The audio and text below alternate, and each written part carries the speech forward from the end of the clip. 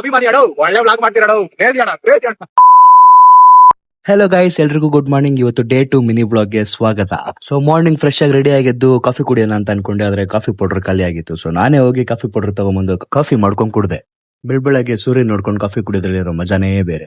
Coffee ಕುಡ್ದಾದ್ಮೇಲೆ ನವಾಜಕ್ phone ಮಾಡಿ ಅವನ್ನ ಕರ್ಸ್ಕೊಂಡು ನಾವು ಹೊರಟಿದ್ದೆ ಬೇರೆ ಕಡೆ. ಇಲ್ಲಿ ಬಂದ್ ನೋಡಿದ್ರೆ ನಮ್ ಜಿಗರಿಗಳೆಲ್ಲ ಇಲ್ಲೇ ಇದಾರೆ.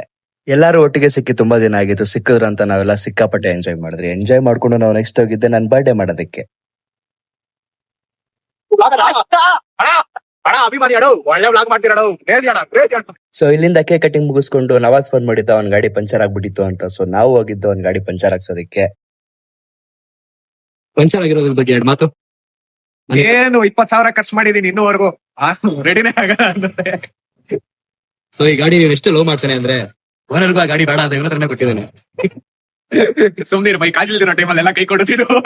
ಸೊ ಅವ್ನ ಗಾಡಿ ಪಂಚರ್ ಹಾಕ್ಸಿದ್ಮೇಲೆ ಸ್ನೂಕರ್ ಆಡೋಣ ಅಂತ ಅನ್ಸ್ತು. ಅದಕ್ಕೆ ಎಲ್ಲರೂ ಸ್ನೂಕರ್ ಆಡೋಕ್ ಹೋದ್ರಿ. ಸೊ ಅದಾದ್ಮೇಲೆ ಇವರಿಬ್ರು ಸಿಕ್ಕಿದ್ರು. ಇವರಿಬ್ರು ಜೊತೆ ಸ್ವಲ್ಪ ಟೈಮ್ ಸ್ಪೆಂಡ್ ಮಾಡಿ ಇಲ್ಲಿಂದ ನಾನ್ ಮನೆಗೆ ಹೊರಟೆ. ಈ ವಿಡಿಯೋನ ಇಲ್ಲಿಗೆ ಎಂಡ್ ಮಾಡ್ತಾ ಇದೀನಿ. ಬಾಯ್.